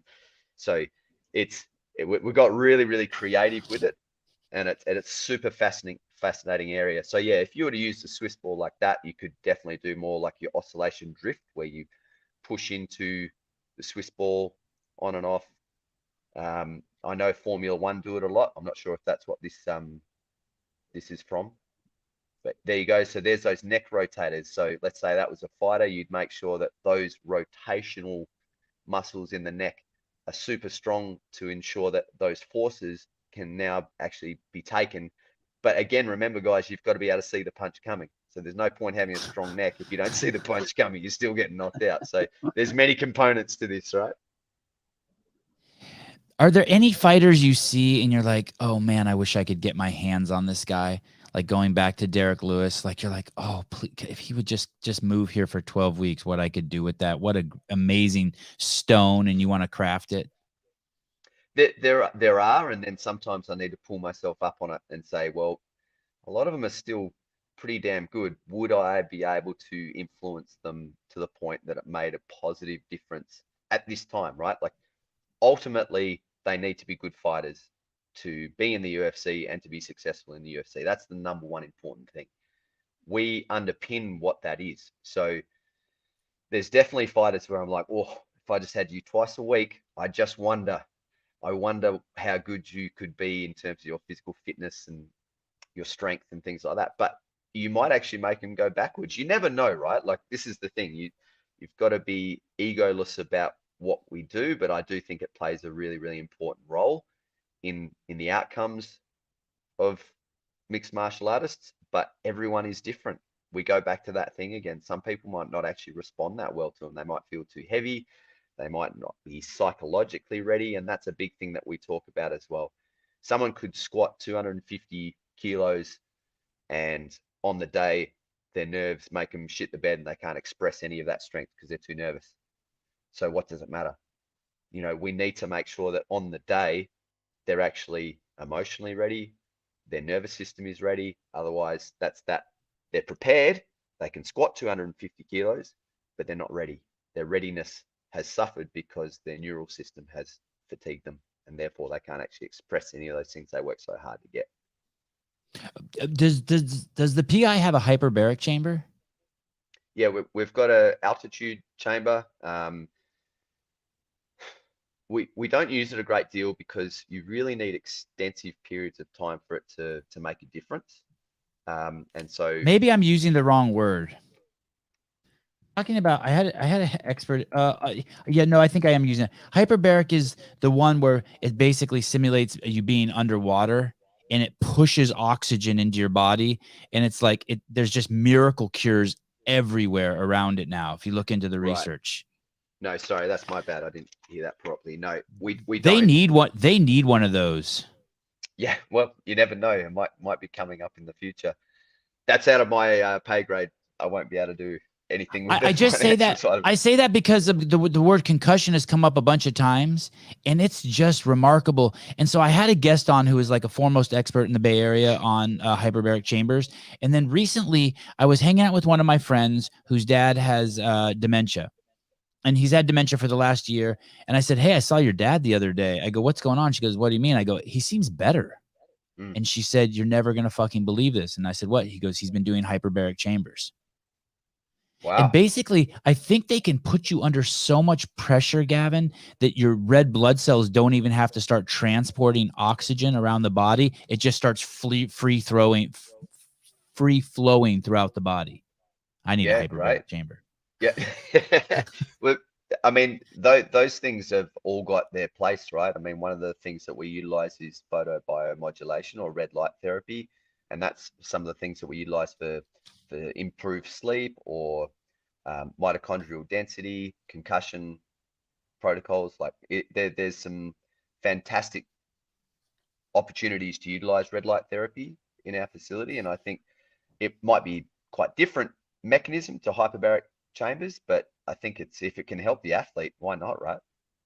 Yeah. There's no medication. Yeah, bingo, ticking boxes there. Yeah, you're just sitting in the room. Have you ever worked with the military? I have not. No. Yeah, I'm surprised. I wonder if that's maybe your next chapter. Do you think that you die at the? Do you think you die at the PI? Do you feel like you're going to be there for a long time? I don't know, mate. We'll see. I like to experience as much as possible in life. So at the moment, this is where we are, and I don't really think too far ahead, to be honest. I kind of go with the flow. So at the moment, we're here. We'll see what happens. If the PI opens up around the world, then maybe there's a transfer through one of them. I love seeing different countries, but this role is fantastic for me. I love it. And right now, pretty happy where I am. There was a CrossFit athlete. I think his name was Lucas Parker. I didn't hear him say this, but someone told me he said it, that if you do a training program and the guy who's writing the program is on performance enhancing drugs, that you should be careful, because he's a different kind of human being than you are, and you're not going to get the results and the recovery. Is that something that you have to think of?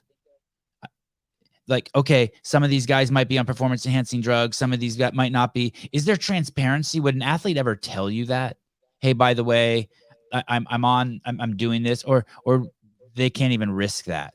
And I say that with no judgment. I don't judge anyone on whatever they're doing to get to the top. Like, I'm not a hater at all. Yeah, no, sure. It's a valid question. I honestly don't know. I would like to think that they would, because it's got to skew your data, right? If someone Yeah. comes in there, it's got to skew your data. You're like, wow, what the fuck is going on here? Sure. I mean, there's so much testing now in the UFC. I really think it's like, if you look back at old UFC videos, like there's some juicy McJuicies going on there. It's a very, very different program to today. Like, you'll see the difference in body types, right? So I just don't think with the drug testing protocols they have, it's not worth the risk. You'll lose your career. So, but in saying that, there's some people willing to take that risk, I'm sure, but I don't see anyone that I work with personally that's that type of person. Right. Mm. For someone who wants to follow your path and be a strength and conditioning coach at the highest level, for you, it was just it seems like you're the kind of guy who just had your head down and grinding, and the universe took care of you. And maybe I'm just projecting onto you, because that's the way I feel about my life. I just had my head down and worked hard. Do you have any thoughts for people who want to get into who want to be professional coaches? Yeah, I do. And for me, you've got to do the hard work. You've got to earn the position. There's so many people that want the sexy job straight away, straight out of college, straight out of university. It's like that. People have to work for those positions, and there's a reason why you get those jobs. It's not just because of how much you know from theory. It's because you've been able to put that into practice time and time again and make so many mistakes along the way, and also work on things like connecting with people. Like, if an athlete doesn't believe you because they don't trust you, then it doesn't matter how much you know. You need to be able to prove to that athlete that you care about their journey, or care about what you're actually prescribing to them at that time, and that's the right thing for them now. And that all comes with an ability to almost be a chameleon, right? Like, there's so many different personalities, not just in sport, but just in the world. And if you can manage to connect with that person somehow, just that one connection, you're going to change your ability to be able to influence their outcomes. And so that takes time. You don't get out of college and have the ability to do that most of the time, unless you're a special person. So, and even then, you've got no experience behind you. So why would they go for you straight out of college if there's someone that has got that personality experience and also the coaching experience? Well, I know I'm going to go for that person over someone that's just graduated.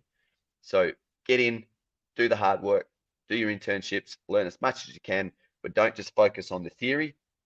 Make sure you embody what our job is about. Make sure you continue to lift and train yourself, because there's nothing like telling an athlete that on the 7th rep, this is going to hurt like hell because I did it yesterday.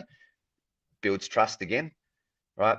Build that journey for yourself, and then you'll find that you're in the position that you should be in at the right time, because you've done the hard work to get there. Heidi Kroom, this guy is so smart.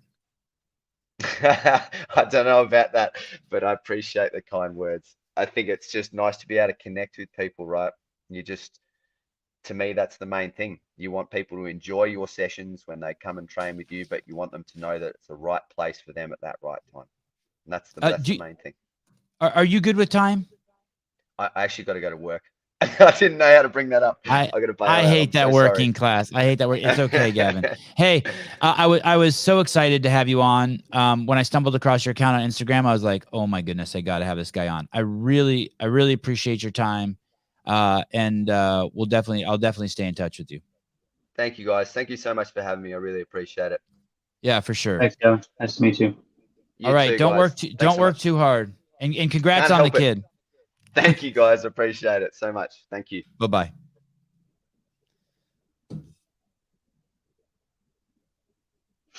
I could have gone 3 hours. I was ready. There's so much to say. That was awesome. Yeah. I've got some kind of chest funk going on. Should I work out today? You know what's interesting is so many people I know are sick right now. So many people. So many? So many. Whole families. 3 close families to me. 3 different states. They told me their entire family is sick right now. Going around over here too. Are you COVID positive? How often do you test? Never. Oh, all right. We won't. We just don't. Where do you go if you get sick there? Just stay in that place where you under that bed where you did the podcast a couple times? Pretty much. I'm just like, oh yeah, just quarantine. I'm like, but I have a roommate. It's okay. My whole house is down with it. Like everyone is sick now. Eric Weiss. All getting the flu shot. Good dude. Yeah, right. How about that clip from Jake Paul? Oh, I saw that. That was dope. I think I'd seen it before, but I liked it. It was good. Someone I know is one of his photographers, and I'm like, dude, I gotta get him on the show. Be kind of a miracle, but it'd be super cool. Oh, it would be so cool. Once I saw that he's getting real like that, I'm like, oh shit, here we go. Get him, Jake. We should get Kanye on too. Yeah, Kanye would be wild. Holy shit, it would be wild. I haven't watched any of the podcasts he's doing. I just see the snippets on Instagram. Yeah, everybody's turning against him. It's crazy. So stupid. Yeah. So stupid to turn against him. Did you watch the one with Patrick Bet-David with Anthony Davis, football player? After one of our shows here, I pulled up a clip because Sousa told me to, and that guy is fucking. I felt sorry for Patrick Bet-David. Yeah, dude. I was like, dude, just ask him to leave at that point. So what we talked about in the beginning of this podcast is someone who's stuck talking to themselves. It doesn't even matter what you say. They're just talking to themselves. That's where that guy's stuck in that. 100%. It's no wonder why they kicked him out of Tom Brady's team. There's no way you can. Oh, they did kick him off? How good was he? Was he like really good? It was pretty good. But he just is an absolute nutcase. Soon as I hear someone say disenfranchised or marginalized, or they start using any of those words, or disproportionately affects, I know that they're stuck in an echo chamber. They use these blanket statements that you could use. High urinals disproportionately affect short people. I can't tell you how many times in my life that the urinals are either too low because they're for the kids, or they're for the adults and they're too high. They disproportionately. I mean, I could say the same thing, and I'm just say what you mean. I just want to hear you just say what you mean, and let the little bit of racism or sexism seep out of you, instead of you hiding behind this fakeness like you care by using these blanket jargon.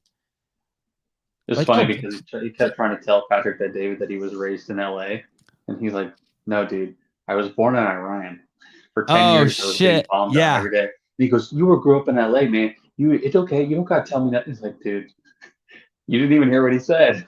He just kept saying, I'm marginalized. Yeah. I was just like, he had a little bit of the Jesus syndrome going too. I heard him say, I'm the light, I'm the inspiration, I'm like, wow, this guy I'm a rock star. I want to women urinal. It'd be interesting to make. Get a sheepy, Heidi, try it out. I think I've seen some device that a woman can put on her vagina somewhere where she can stand up and pee. It's a sheepy. That's what it's called, a sheepy? Yeah, female pilots use it when they can't go to the bathroom in the jet. Oh, no shit. Yeah. The military always has the coolest technology. We're so smart, dude. And then it just dribbles down to the general public. Eventually. Paper Street Coffee. I don't know if this is true, but I think you guys should go over there now. I heard. Yes. So the coffee's now 20% off. God, Gabe's going to lose his shirt on this. you sure you're gonna want to do this, Gabe? Until Thanksgiving. You're fucked, dude. Let me see. Wait, I was on a text thread where he's on it. Oh, you're on it too. Starting today through Thanksgiving, use the promo code 7 and get 20% off your order on the site. Or Sevan. I think maybe they both work. Gabe, you should make it so they both work. You get 19% if you use 7. You get 20% if you use Sevan. Sevan, thanks for all the great podcasts. Brandon Waddell. Wow, that's crazy generous, dude. November is Diabetes Awareness Month. My book, Type 1, is a kid's book to help young kids with their new diagnosis. Love and peace. Oh, shit. You sent me that book. It's sitting on my dining room table. It's been sitting there for like 8 months. I'll bring it into yeah, it's sitting on my. I'll bring it in and show it off. Is that on Amazon? Is it on Amazon? I didn't even know you're the one who sent that to me. Thank you. Yeah, it is on Amazon. Type 1 WON. Yep. Oh yeah, there it is. Oh, and it has 6 5-star reviews already. Shit, congratulations. Dang, everybody's writing books now. This one's been around for a while. Awesome and informative story for kids and families who struggle with diabetes. A well-written book with information and encouragement for kids and parents of kids diagnosed with diabetes. The book explains the diagnosis and treatments in accurate but kid-appropriate language. Excellent work, Waddell family. Remember when he had to explain to me how to pronunciate his name? I would call him Brandon Waddle. I think I liked it better when you called him Waddle. Reading's not my strong suit. Oh, it was Antonio Brown, not Anthony Davis. Sorry, Bruce. My bad. Definitely trying 7 instead of Sevan since you still don't pronounce odd right. It's like odd. Audrey. So easy. Oh, odd. Oud. I see you more as a woman from Dubai. I'm going to call you Oud. Miss Oud. Woman? No, thank you, brother. Thank you. Heidi's new book, I Want a Piece Standing Up Like My Mom. That will be released in 2 weeks. Oh, hey, now, hey, that's a great transvestite book. That's a great book. That's a great book. Dick Butter wrote a book too. He says, I want to shit post on Sevan shows like my mom. Oh, that's a dig at Heidi. I didn't get that. I saw that meme. I'm so glad. Oh, I didn't get that. I'm like, I don't get it. Oh, that's so good. Dick, can you fucking believe I asked Katie to reinstate you on YouTube? I'm a fucking legend. I'm going to have to. These are the important questions. Goodness. That was hard. Let me tell you, I did not want to ask that. That was hard. I don't see anything scheduled for tomorrow, which doesn't, which actually usually that would stress me out, but I'm kind of relieved. So I think we're going to get Dale Saran back on soon. I don't know if it's this week or not, but Dale has a suit against the United States government. He represents 900 Coast Guardsmen in their desire to maintain their jobs with the United States Coast Guard, but not be forced to take experimental drugs. I think the case is going swimmingly well. Dale has been on this podcast twice before, and he was recently on the Dark Horse podcast with Brett Weinstein, I think is his name. If you have not seen the movie No Safe Spaces, you must see that movie, No Safe Spaces. Audrey says Katie was not having it. I should have asked her for a Stairmaster. They're like $10,000 on the site. I don't know if it seems a little. Even I have a little too much pride for that. Even humble little me. I love Dale. Yeah, Dale's great. What a brilliant man. What a brilliant man. I've noticed he's getting more and more press. I have him in my Google alerts, and once a week he's popping up in news articles. Our buddy Jorge Ventura is doing some pretty amazing stuff too. And Alex Stein, who I think is coming on in the next week, is also doing some pretty crazy stuff. He seems to now be a regular on the largest news show in the world, Tucker Carlson, which is pretty cool.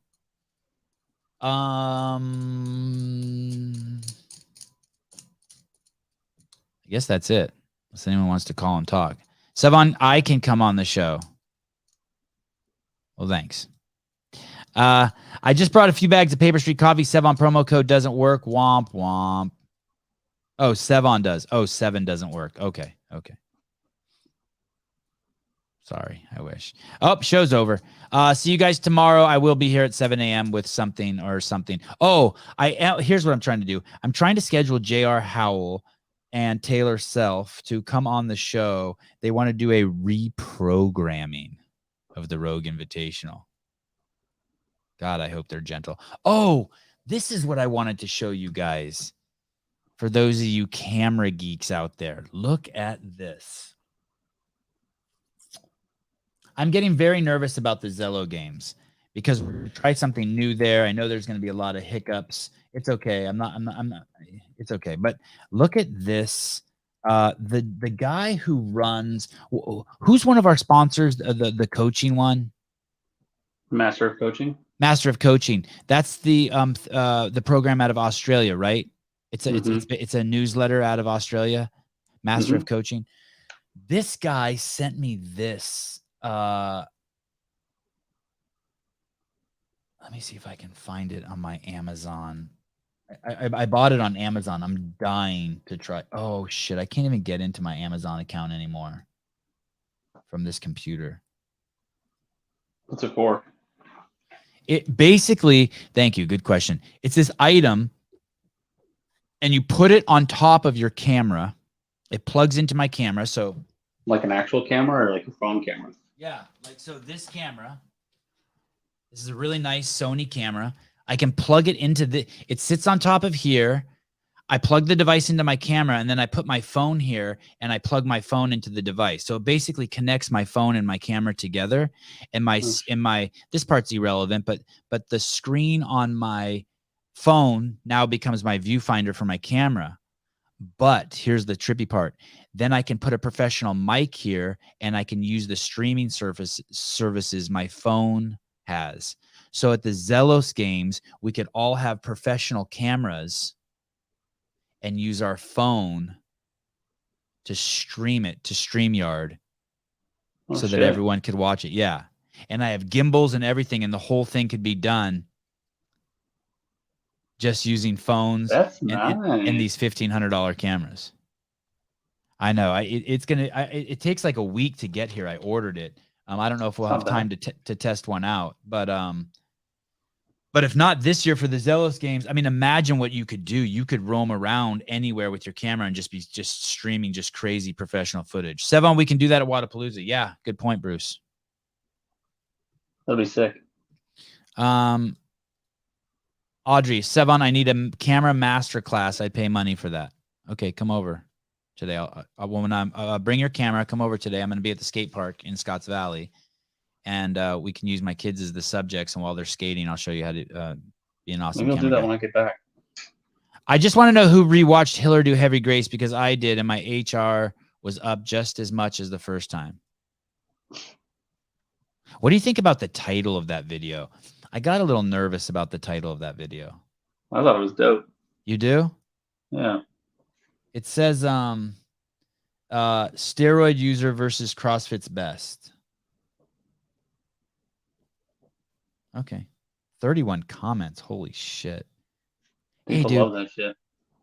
It's so funny what we're still figuring out a year into this podcast. That we made a sub clip from do you want to know how huge of a needle mover Rich Froning is?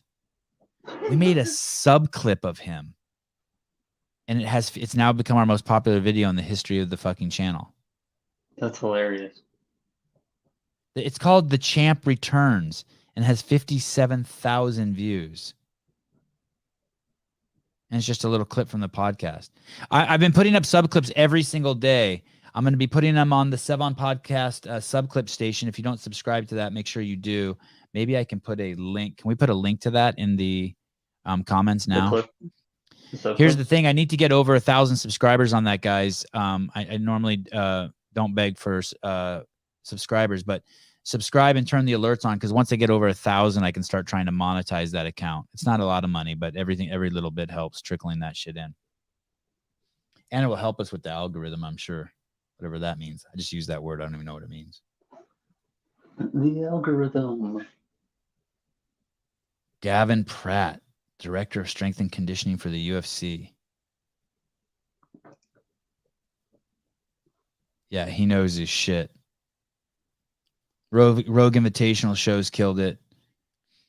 Thank you to Katie and Bill and Katie. Maybe I should start doing Dear Katie and Bill. What do you think sounds better? Dear Bill and Katie, or Dear Katie and Bill? I think Bill and Katie, technically, if you're going to be grammatically correct. Rich move Sevan's needle. When I click on a comment, it always like flash. Oh, wait, let me see. Like it flashes. Mine's been doing that too. It's weird. The only thing that would have made that better is if he had done it live while the event was going on.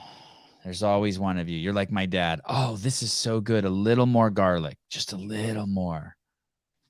So I always want you. Never good enough, is it, Travis? The only thing that would be better about Vindicate is if they sold a zip up. A zip up. Oh, we talked about this, Caleb. Disgusting. A zip up CEO. By the way, when you come back from wherever you are, I have this for you. Made by the camera strap guy. Ooh, very nice. Nice, right? Nice. It's got my name on it. How sweet of you. It smells so good. Lucky camera straps out of Australia. That's cool. Don't get too excited. He made one for Heidi too. Damn it. I thought I was the only one. Sevan, add that link to your channels in your landing page like you did with the consulting page. Add that link in your channels. I thought it was on there. But I'll check it. Oh, Jay, On for YouTube. the he's talking about for the subclip station? Yeah. Okay. That's a good idea.